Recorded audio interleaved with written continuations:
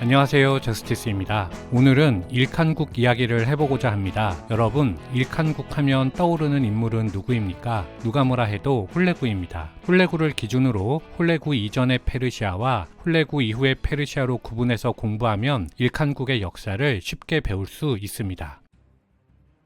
칭기스칸이 사망하고 제2대 데칸 우구데이가 1229년 즉위하였습니다. 당시 페르시아는 재정복되어야 했습니다. 왜냐하면 인도로 도망쳤던 화레즘 제국의 계승자 잘라루틴이 후계자 문제로 몽골이 페르시아의 신경을 덜 쓰는 사이에 돌아와서 정권을 잡았기 때문이었습니다. 그는 이스파한과 타브리즈를 중심으로 서부 이란 전역을 지배하며 지역만 바뀐 채 화레즘 제국을 부분적으로 부활시켰습니다. 하지만 계승 문제 등 정비가 끝나면 몽골이 다시 쳐들어올 것이 뻔했음에도 불구하고 서쪽의 군주들과 다투었다는 점은 잘라루틴의 큰 실책이었습니다. 특히 아바스 왕조에게 바그다드를 쳐들어가 칼리프위를 빼앗겠다고 위협했습니다. 우구데이는 화레즘 제국이 재건되고 있다는 소식을 듣고 이를 저지하기 위해서 초르마칸이 지휘하는 3만의 군대를 보냈습니다. 1230년 겨울 초르마칸은 번개처럼 이동하여 호라산을 거쳐 잘라루틴이 군대를 소집하기도 전에 그가 머무르던 아제르바이잔에 도착했습니다. 그런데 주의해야 할 것은 여기서 말하는 아제르바이잔은 현재의 아제르바이잔이 아니라는 점입니다. 당시 아제르바이잔은 현재의 이란 서북부를 말하는 것으로 현재의 아제르바이잔보다 남쪽을 말합니다. 혹시 13세기 페르시아를 설명하는 역사책을 읽으실 때 아제르바이잔이 나올 경우 그 아제르바이잔은 현재보다 남쪽이라는 점 인식하시면 좋겠습니다. 잘라루틴은 수도 타브리즈를 떠나 현 튀르키예의 디야르바키르까지 도망쳤습니다. 하지만 그곳에서 쿠르드족 농민들에게 살해당하였습니다. 지난 사준사구편에서 말씀드린 바와 같이 초르마칸은 바그다드로 진격하지 않았습니다. 대신 목초지가 넓게 형성된 아제르바이잔 무간 평원에서 1231년부터 1241년까지 10년 동안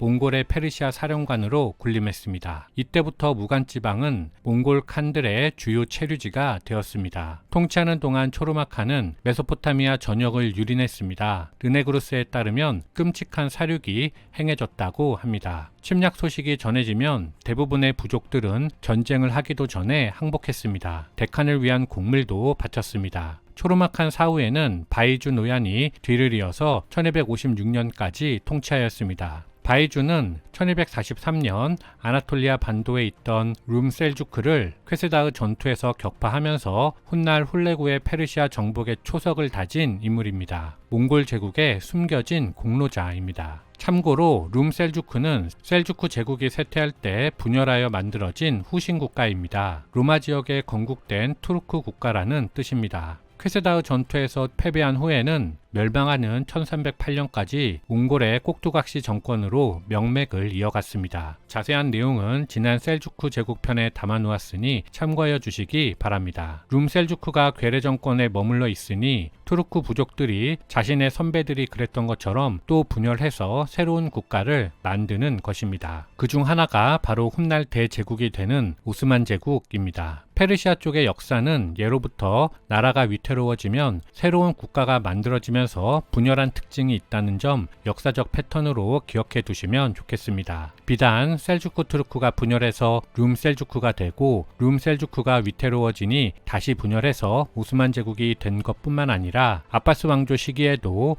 후우마이야 왕조, 파티마 왕조 등으로 분열했던 경험이 있습니다. 더 이전으로 거슬러 올라가면 파르티아가 무너질 것 같으니까 숨죽이고 있던 사산조가 튀어나온 것도 비슷한 맥락이라고 볼 수 있습니다.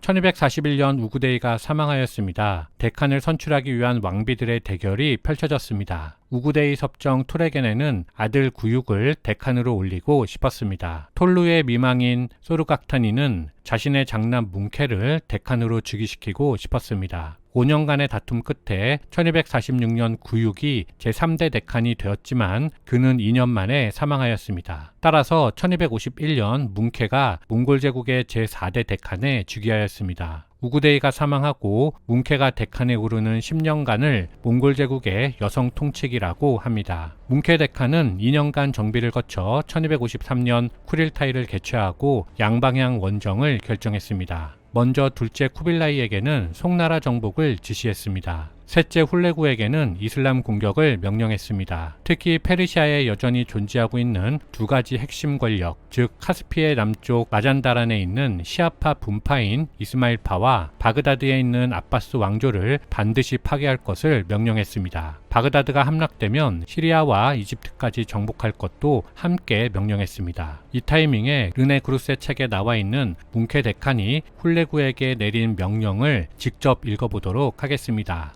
아무다리아의 기슭에서 이집트의 땅끝까지 칭기스칸의 관례와 관습과 법을 확립하라. 항복하여 내게 순종하는 모든 자를 친절과 호의로 대하라. 누구든지 내게 저항하는 자는 그를 굴욕 속으로 던져 넣어라. 그리고 자신과 막내 동생 아릭부케는 초원에 남아 제국을 경영하기로 했습니다. 물론 이후 뭉케는 1257년 남송 원정에 가담합니다. 이리하여 1253년부터 훌레구는 데칸의 명령을 받들어 중동 원정을 시작했습니다. 하지만 훌레구에게는 데칸으로부터 직접 분봉을 받은 군대가 없었습니다. 훌레구는 데칸의 명령에 따라 차가다이 칸국이나 주치 칸국으로부터 기병을 빌려서 원정군을 이끌고 출전했습니다. 데칸은 왜 훌레구에게 직접 몽골 기병을 분봉하지 않았을까요? 몽골과 관련된 책을 여럿 읽어봤지만 그 이유를 밝힌 책은 아직 보지 못했습니다. 따라서 그 이유를 추정해 볼 수밖에 없는데 가장 먼저 떠오르는 생각은 몽골 초원에서부터 군대를 끌고 가는 것 자체가 비효율적이었기 때문이라고 볼 수 있습니다. 몽골에서부터 출전하는 것이 아니라 차가다이 칸국이나 주치 칸국에서 출병하면 페르시아에 훨씬 빨리 도착할 수 있기 때문입니다. 그런데 바로 이 데칸의 명령은 군대를 빌려주는 칸국도 불만을 쌓았을 뿐만 아니라 결과적으로는 훌레구 군대의 정통성도 부족하게 만들었습니다. 이 사실은 훗날 끊임없이 훌레구를 괴롭히게 됩니다. 밑에서 보충하도록 하겠습니다. 훌레구는 1256년 1월 아무다리아를 건넜습니다. 그는 먼저 이스마일파를 공격하기 위해서 알라무트로 향했습니다. 이스마일파의 수령 루쿤 우딘 쿠르샤는 그해 11월 항복하였습니다. 그는 데칸에게 보내졌으나 이송 도중에 살해되었습니다. 이렇게 이슬람을 분열의 혼란 속으로 이끌던 이스마일파는 사라졌습니다. 주변을 정리한 훌레구는 자신의 칸국을 일칸국이라 불렀습니다. 지난 수도 이전 편에서 말씀드린 바와 같이 일은 몽골어로 복종하는 정도의 의미가 있습니다. 그 내용은 지난 시간으로 가름하고 오늘은 다른 주장을 만나보겠습니다. 투르크어로 일이라는 말은 칸국 또는 울루스라는 뜻이기 때문에 일칸국은 칸국의 군주 정도로 해석해야 한다는 주장입니다. 무엇이 더 세련된 해석일지는 모르지만 개인적으로는 전자가 더 자연스럽지 않나 생각합니다. 그가 자신의 칸국을 복종하는 칸국이라 한 이유는 위에서 언급한 것처럼 정통성이 부족했기 때문이었습니다. 국호에 충성을 표현함으로써 데칸을 비롯한 몽골 제국의 모든 구성원으로부터 정통성을 인정받고자 했습니다. 일칸국의 제7대 칸인 가장칸이 라시다딘에게 몽골의 역사서를 편찬하게 한 이유도 일칸국의 정통성을 인정받기 위해서였다고 해석하기도 합니다. 훌레구는 결국 1257년 11월 칼리파가 있는 아바스 왕조의 핵심 바그다드 성벽에 도착했습니다. 수니파의 수장 아바스조 알 무스타심은 셀주크 제국 투우를 베이에게 술탄 자리를 주고 그를 구슬렸듯이 훌레구도 자신의 책략으로 얼마든지 다룰 수 있다고 믿었습니다. 알 무스타심은 이렇게 말했습니다. 이제 겨우 자신의 경력을 시작한 그리고 열흘의 성공을 축하해 축배를 든 모든 세상보다 그대가 우월하다고 믿는 젊은이여, 너는 동쪽에서 마그리브까지 알라의 모든 숭배자들이 국왕이든 거지든 내 조정의 노예이고 내가 그들에게 소집을 명할 수 있다는 것을 아는가. 호기로웠지만 훌레구에게는 뻥카로 들릴 뿐이었습니다. 실제로 시리아와 이집트에 있는 군주들은 이미 훌레구의 명성에 얼어붙어 있었고 종교인들마저도 꼼짝하지 않았습니다. 1258년 2월 칼리프는 결국 끌려나와 훌레구에게 항복했습니다. 훌레구는 모든 사람들에게 무기를 버리고 도시를 떠날 것을 명령했습니다. 명령을 어긴 무슬림들에게는 죽음뿐이었습니다. 17일간의 약탈이 자행되었고 무슬림은 학살되었습니다. 주민만 9만여 명이 사망했습니다. 칼리프는 자루에 담겨져서 꿰매진 뒤 말에게 밟혀 죽었습니다. 피를 흘리는 모습을 보이지 않았기 때문에 그의 지위를 대우해 준 것이라고 하는데요.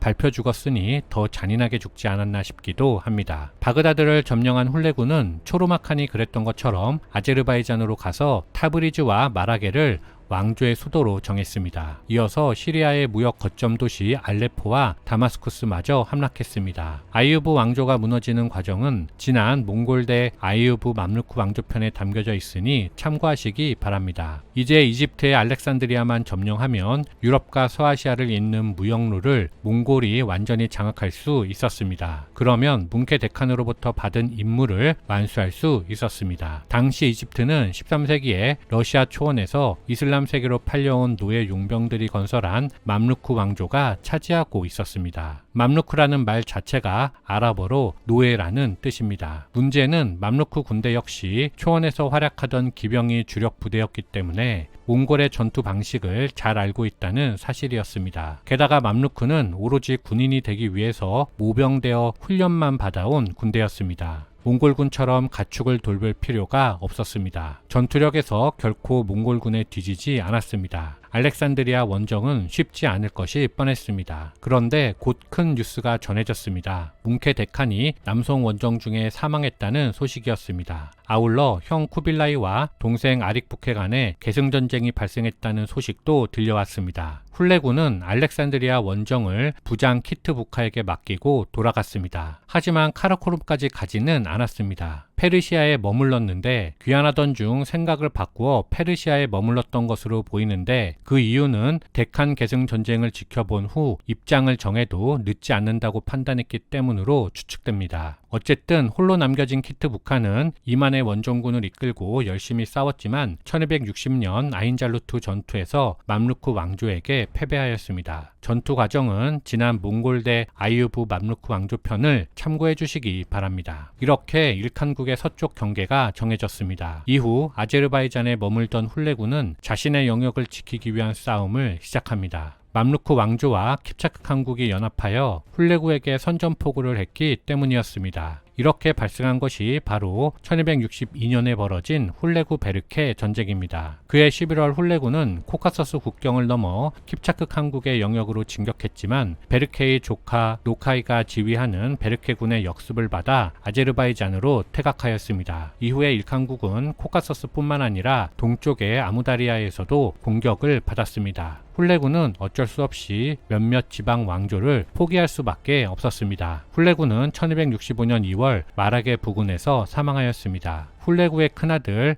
아바카가 칸위를 이었습니다. 아바카가 사망한 뒤에는 그의 동생 테구데르와 아들 아르군 사이에 분쟁이 발생했습니다. 차례로 칸이 된 후 게이하투 사후에 바이드와 가잔칸 사이에도 또다시 분쟁이 발생했습니다. 가잔칸 사후 일칸국의 실권은 권신들에게 넘어갔습니다. 마지막 칸 나부사이드는 실권이 없는 허수아비였고 그가 사망한 뒤에 일칸국은 해체되었습니다. 그리고 각 지역의 호족들이 바로하여 지방 정권이 생겨나게 됩니다. 이상 마치겠습니다. 감사합니다.